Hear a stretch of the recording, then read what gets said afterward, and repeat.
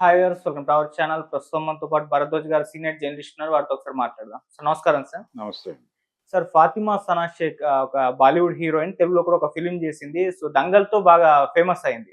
ఇప్పుడు ఆమె తెలుగు ప్రొడ్యూసర్స్ పైన చేసిన కామెంట్స్ చాలా వివాదాస్పదంగా మారాయి. చర్చనీయాంశంగా కూడా మారాయి. అంటే నేను హైదరాబాద్‌లో ఉంటున్నప్పుడు ఒక సినిమా పర్పస్ మీద వచ్చినప్పుడు తెలుగు ప్రొడ్యూసర్స్ అంటే కమిట్మెంట్ అడిగారు అని చెప్పేసి ఆమె కామెంట్ చేసింది. సో ఇప్పుడు అది చర్చగా మారింది. తెలుగు ప్రొడ్యూసర్స్ ఈ విధంగా ఉంటారా అన్నట్టుగా కూడా మాట్లాడుకోవడం చూస్తున్నాం బాలీవుడ్‌లో. సో ఆమె కామెంట్స్‌ని మీరు ఏ విధంగా చూస్తారు సార్? అంటే 2015లో 'నువ్వు నేను ఒకటవుదాం' అని ఒక సినిమాలో ఆవిడ నటించినట్టుగా నమోదైంది తప్ప, హ్మ్. ఆవిడ తెలుగు సినిమాల్లో ఎక్కడా కనిపించిన దాఖలాలైతే లేవు. అవును. ఒకటి. రెండోది, ఆవిడ మొదట చైల్డ్ ఆర్టిస్ట్‌గా ఎంట్రీ ఇచ్చింది ఆవిడ. యాక్చువల్‌గా కాశ్మీరీ అమ్మాయి. ఆ అమ్మాయి హిందీ సినిమాల్లో అంటే బ్రాటప్ అంతా బాంబేలో జరిగింది అనేది ఆవిడ సంబంధించిన ప్రొఫైల్‌లో చూస్తే అర్థమవుతుంది. కానీ కాశ్మీర్ నుంచి బాంబే చేరినటువంటి ఫ్యామిలీ కావచ్చు. హ్మ్. బ్రాటప్ అంతా బాంబేలోనే జరిగింది అని చెప్తున్నారు. చైల్డ్ ఆర్టిస్ట్‌గానే ఆవిడ ఎంట్రీ ఇచ్చింది. ఓకే. పైగా ఆవిడ చైల్డ్ ఆర్టిస్ట్‌గా చేసింది ఓ సౌత్ ఇండియన్ సినిమాలోనే. సౌత్ ఇండియా నుంచి అక్కడికి రీమేక్ అయినటువంటి సినిమా. కమల్ హాసన్ 'చాచీ' అనే ఓ సినిమా చేశాడు. ఇక్కడ హ్మ్. 'సత్యభామ' అనే పేరుతో వచ్చిన సినిమా. ఓకే. ఆ సినిమాలో ఆవిడ చైల్డ్ ఆర్టిస్ట్‌గా కనిపించింది అనేది ఒకటి. అక్కడి నుంచి ఆవిడ చైల్డ్ ఆర్టిస్ట్‌గా 2, 3 సినిమాల్లో చేసింది. హ్మ్. ఆ తర్వాత 'దంగల్‌తో' కొంచెం పాపులారిటీ వచ్చింది. 'అమీర్ ఖాన్' సినిమా. 'అమీర్ ఖాన్‌తో' ఒక ఎఫ్ఐఆర్ ఉందని కూడా ఓ ప్రచారం జరిగింది అవును. ఆ సమయంలోనే. తర్వాత ఈ 'థగ్స్ ఆఫ్ ఇండియా' ఒకటి, హిందుస్థాన్. హ్మ్. 'హిందుస్థాన్' ఒకటి, అది అందులో యాక్ట్ చేసింది ఆవిడ. అవును. అది కూడా ఆవిడకి పెద్దగా కలిసొచ్చినట్టుగా మనకెక్కడా సమాచారాలు లేవు. హ్మ్. ఆవిడ రకరకాల ప్రయత్నాలు చేస్తోంది. అంటే సినిమాల్లో మాత్రమే కాదు, వెబ్ సిరీస్‌ల్లో కూడా ఆవిడ యాక్ట్ చేస్తున్నారు.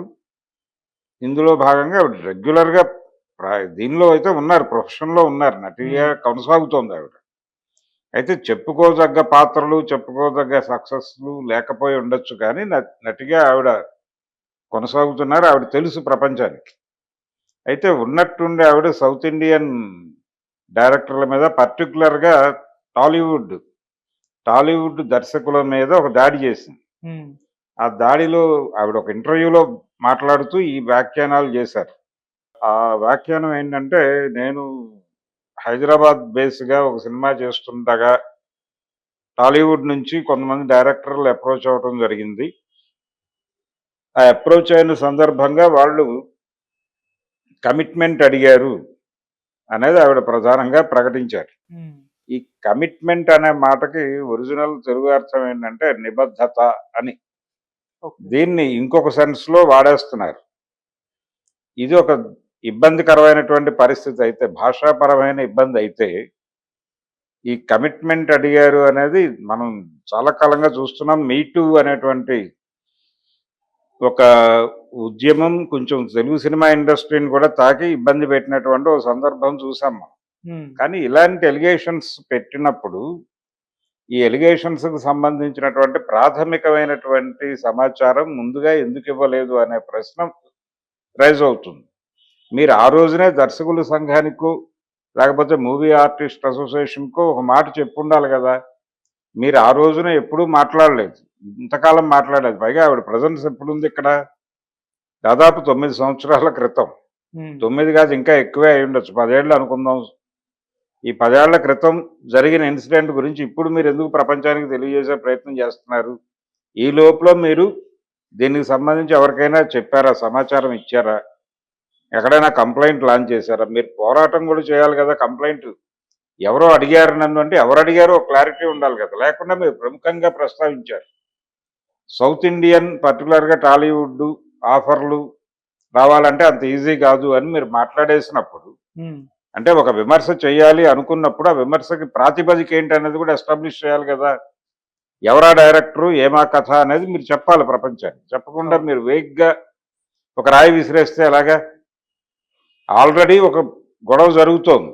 గొడవేంటంటే, ఇక్కడ ఒక కొరియోగ్రాఫర్‌కి, అసిస్టెంట్ కొరియోగ్రాఫర్‌కి ఒక వివాదం నడుస్తోందిప్పుడు. హ్మ్. ఆ నడుస్తున్న సందర్భంగా చాలామంది ఆ లేడీ కొరియోగ్రాఫర్ మీద విమర్శలు చేస్తున్నారు. వాంటెడ్గా ఒక ఒక లక్ష్యంతో అతన్ని టార్గెట్ చేస్తోంది ఆవిడ అనే దానికి సంబంధించి ఒక ఆడియో కూడా బయటకు వచ్చి అతన్ని నేను ఈజీగా ఎలిమినేట్ చేయగలను ఇండస్ట్రీ నుంచి అన్న టోన్లో ఆవిడ మాట్లాడిన ఒక మాట. అది ఆవిడ మాట్లాడారు, ఆవిడ మాట్లాడారు, కానీ టోటల్గా ఒక ఆడియో అయితే బయట సర్క్యులేట్ అవుతున్న సందర్భం. రెండోది, కమిటీ ఒకటి ఉంది అక్కడ. ఏది, శ్రీరెడ్డి ఇన్సిడెంట్ జరిగినటువంటి మీటూలో భాగంగా చాలామంది కంప్లైంట్లు ఇచ్చినప్పుడు ఛాంబర్ ఒక కమిటీని పెట్టింది. ఆ పెట్టిన సందర్భంగా ఒక చర్చ. అదేంటంటే, మా దగ్గరకు వచ్చినటువంటి కంప్లైంట్స్లో మెజారిటీ వేరే, అంటే వాళ్ళని ఏదో టార్గెట్ చేయడం కోసం పెట్టిన కంప్లైంట్లా అనిపించినాయి. అందులో బేస్ ఉంది, దీనికి ఒక ఆధారాలతో పెట్టారు వీళ్ళు అనటానికి తగిన సమాచారంతో వాళ్ళెవరూ రాలేదు. అంటే విశ్వసనీయత అనే విషయంలో కొంత లోపాలు ఉన్నాయి వాళ్ళు పెట్టినటువంటి కంప్లైంట్స్లో. అందుకని మేము వాటన్నింటినీ పక్కకి దోసాం. అంతే తప్ప అది కోర్టుకు కూడా వెళ్ళింది. కోర్టు ఈ రిపోర్ట్ అడిగింది. రిపోర్ట్ ఇవ్వడంలో ఎందుకు డిలే అయ్యింది అని ఒక ప్రశ్న నడిచింది. ఈ వివాదాలన్నీ నడుస్తున్నాయి ఇక్కడ. నడుస్తుండగా ఆల్రెడీ ప్రధానమైనటువంటి ఇదేంటంటే, ఈ ఎలిగేషన్స్ పెడుతున్నటువంటి ఆడపిల్లలు వాళ్ళు ఏదో లక్ష్యంతో పెడుతున్నారు కాబట్టి ఇలాంటివి ఉండాల్సిన అవసరం లేదు అనే దిశగా దీన్ని డ్రైవ్ చేసుకుంటూ వెళ్ళిపోతున్నారు. ఇలాంటివి లేవా అంటే ఉన్నాయి, ఇలా అడిగేవాళ్ళు ఉన్నారు, లేరని ఎవరు అంటలేదు. కానీ కరెక్ట్ ఆధారాలతో ఇద్దరు ముగ్గురిని గనక కార్నర్ చేయగలిగితే, పట్టుకుని ప్రపంచం ముందు నుంచోబెట్టగలిగితే దానివల్ల ప్రయోజనం ఉంటుంది. అవకాశం ఉన్నప్పుడు వినియోగించుకోవడానికి ఎందుకు? ఇలాగే ఎస్సీ ఎస్టీ అట్రాసిటీస్ యాక్ట్కి సంబంధించి కూడా అది మిస్యూజ్ అవుతోంది. వాంటెడ్గా కొంతమంది అగ్రకులాల వాళ్ళని వేధించడం కోసం కొంతమంది దళితులు వాంటెడ్గా ఈ కేసులు పెడుతున్నారు అని చాలామంది మాట్లాడుతున్నారు. అది మిస్యూజ్ అవుతోందని. అలాగే ఈ కమిటీలు ఇవన్నీ కూడా మిస్యూజ్ అవుతున్నాయి, ఈ మీటూలు ఇవన్నీ కూడా మిస్యూజ్ అవుతున్నాయి అని చెప్పడానికి ఇలాంటి బేస్లెస్ కంప్లైంట్లు రైజ్ చేసినప్పుడు దీన్ని ఉదాహరణగా తీసుకుని చాలామంది చెలరేగిపోతారు. అందుకని ఈ ఫాతిమా సనా చేయవలసిన పని ఏంటంటే, ఇమ్మీడియట్గా తన దగ్గర ఉన్నటువంటి ఎవిడెన్స్ ఏంటి, ఎవరేంటి, పేర్లేంటి, ఎక్కడ మాట్లాడారు, ఎవరు ఉండగా మాట్లాడారు, అవి చెప్పాలి. అవి చెప్పే స్ట్రైట్ అవే కమిట్ చేయించేసి తీసుకెళ్లి కోర్టులో హాజరుపరచడం, లేదు పోలీసులతో అరెస్ట్ చేయించడము, ఏదో కార్యక్రమం జరగాలి.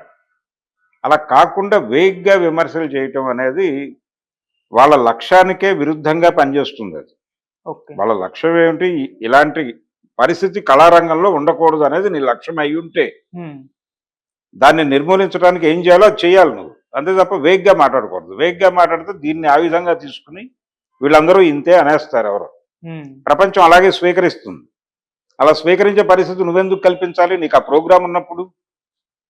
అందుకని ఇలాంటి విమర్శలు చేసేవాళ్ళు ప్రాపర్గా వ్యవహరించాల్సిన అవసరం ఖచ్చితంగా ఉంది అని మరొకసారి ప్రపంచానికి తెలియజేసింది ఈవిడ. ఈ ఫాతిమా సనా ఆవిడ విమర్శల్లో ఎక్కడ బేసిక్ ఇది లేదు. అంటే ఎవరు, ఎక్కడ, ఏ సందర్భంలో, ఎక్కడికి రమ్మన్నారు చెప్పచ్చు కదా. ఇప్పుడైనా 10 ఏళ్ల తర్వాత మీరు మాట్లాడుతున్నారు, ఓకే, నో ప్రాబ్లం. 10 ఏళ్ల తర్వాత అయినా మీరు స్థిరంగా గనక మాట్లాడితే, సరైన సాక్ష్యాధారాలతో గనక మాట్లాడగలిగితే, ఎవరినైనా మీరు ఆర్గనైజ్ చేసి ఆ టైంలో ఎవరో మీ ఫ్రెండ్స్ ఎవరో ఉండుంటారు పరిచయస్తులు, వాళ్ళతో మాట్లాడించగలిగిన, కోర్టుకి సరైన సాక్ష్యాలు ఇవ్వగలిగిన కేసు పెట్టి ముందుకు నడిపించాలి కదా. మీరు అది ఉండకూడదు అనుకుంటున్నారు కళారంగంలో. మీ మీదే జరిగింది అంటున్నారు. మీ మీద జరిగింది అని చెప్పుకోవడానికి మీరెందుకు అదేదో క్యాజువల్గా తీసుకోవాలి? అది ప్రాబ్లం. ఈ వ్యవహారాలకు సంబంధించి ఎవరైనా సరే ఈ ఇబ్బంది ఎదుర్కొంటే, మెయిల్ చావనిస్టిక్ సొసైటీలో మనం బతుకుతున్నాము, పురుషాధిక్య సమాజంలో మనం బతుకుతున్నాం అనేది వాస్తవం. వాళ్ళకి సంబంధించి ఏ రకమైన లూజ్ ఎండ్స్ వదిలినా వాళ్ళు దాన్ని అనుకూలంగా మార్చుకుంటారు.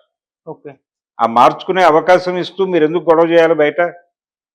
కాంక్రీట్గా విమర్శ చేయండి, కాంక్రీట్గా కేసులు పెట్టండి, కాంక్రీట్గా బుక్ చేయండి. దానివల్ల ప్రయోజనం ఉంటుంది.